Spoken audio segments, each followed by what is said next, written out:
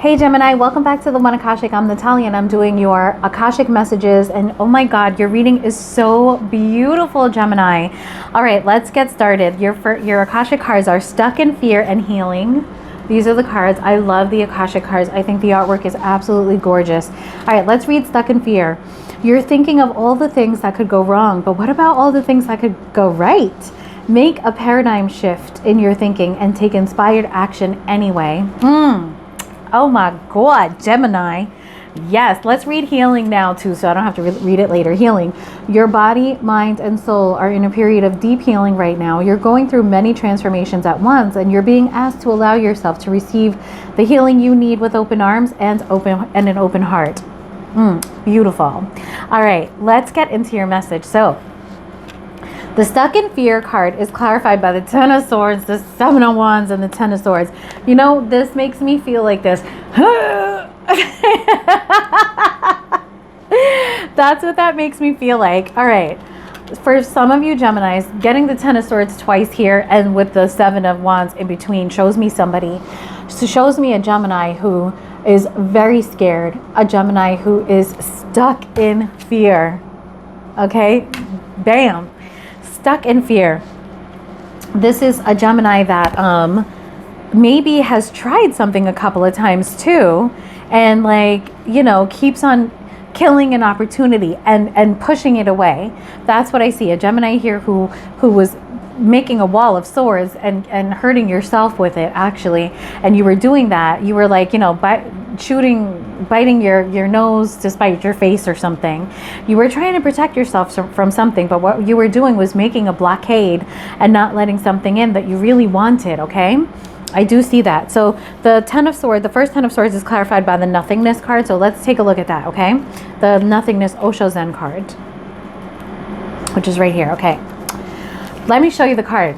Nothingness. It reminds me of that awesome 90s Metallica album, okay? Being in the gap can be disorienting and even scary. Nothing to hold on to, no sense of direction, not even a hint of what choices and possibilities might lie ahead. But it was just this state of pure potential that existed before the universe was created. All you can do now is to relax into this nothingness, fall into the silence between the words, watch this gap between the outgoing and incoming breath, and treasure each empty moment of the experience. Something sacred is about to be born. What a beautiful omen! Buddha has chosen one of the really very potential words, shunyata. The English word, the English equivalent, nothingness, is not such a beautiful word. That's why I would like to make it nothingness. Because the nothing is not just nothing, it is all. It is vibrant with all possibilities. It is potential, absolute potential. It is the unmanifest yet, but it contains all. In the beginning is nature, in the end is nature. So why in the middle do you make such a fuss? Why in the middle becoming so worried, so anxious, so ambitious? Why creating such despair? Nothingness to nothingness is the whole journey. Okay? So let me explain it just in case you don't understand it or I read it in a halted way. I read it the way that it's written with all the commas and periods and stuff.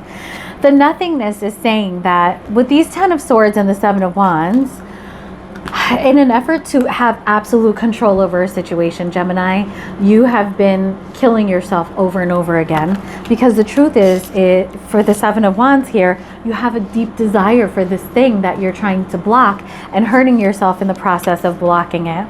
And now, that Ten of Swords is showing up to you as nothingness. You're like, wait a minute. Why am I doing this? Why don't I just stop, breathe, and take a chance on this? Let this come to me. Let this happen. Why am I trying so hard? Why am I so ambitious trying to control this and make it into something that, doesn't scare me type of thing, okay? It's about, not fearing the unknown. Okay, that's exactly what this is about. So the Seven of Wands is clarified by the Three of Wands. which is saying that you're blocking out something that you're watching and hoping will come in. How can it come in, Gemini, if you're not letting it? You know, the Ten of Swords is clarified. The second Ten of Swords in the reading is clarified by the World and the receptivity. So I see, Gemini, that you're getting unstuck already. Okay, with the World card here, you're ending this. You're like, okay, this is crazy behavior. I can't keep doing this. I can't keep protecting myself here. And I know why you want to protect, okay? We all want to. But if you, sometimes you just have to take a risk, you know, and see if it was worth the risk. With receptivity here, this is the Osho Zen version of the Queen of Cups. And so this card is all about the two of you making a beautiful connection, about the feelings being reciprocated, about healing from a connection, that there's a connection coming into your life that's going to promote healing. What do we have? Healing. Gemini, what a beautiful reading. There's somebody in your life that you're pushing away, Gemini. This may not resonate with all of you, but there's some of you that know you love this person and want them badly. And I mean that badly, okay? You want this person badly. You're pushing them away, and the truth is that you've been hurting yourself more than anything by doing that, okay? You've been creating an ending, and I have a feeling this has been a cycle where you're like, okay, I can't take it, let me start again, and then you create that ending again as soon as you get too scared of letting this person in to truly connect with you. Okay, so I read the healing card. Let me show it to you again. Okay, so the healing card is clarified by the Chariot, the King of Swords, and the Eight of Pentacles. Okay, so now we're seeing some really fast guided movement here. You know what? I think you understood the assignment, Gemini, and you're on your healing journey, and I don't think you're alone. The Chariot is clarified by the Lovers here, okay? So that strong connection, you finally accepted it, and you're moving towards it really quickly with a lot of motivation, okay? Those cards are as simple as they get. The Lovers card is that's exactly what it means. A union that was absolutely meant to be. A union that has a depth of strength. Okay? So the King of Swords is clarified by the Projections card. The King of Swords is somebody who's very succinct, somebody who is very intelligent, expresses themselves extremely well. This could be a person that sets some pretty strong boundaries too.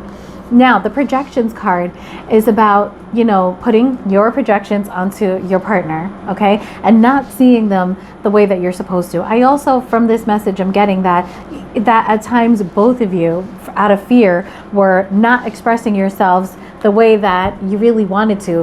What you were showing was an austere, cold, logical person, but that's not really all of how you were feeling. Now, I'm not saying that you're not logical, Gemini, and this is a deacon of Gemini, okay? The King of Swords.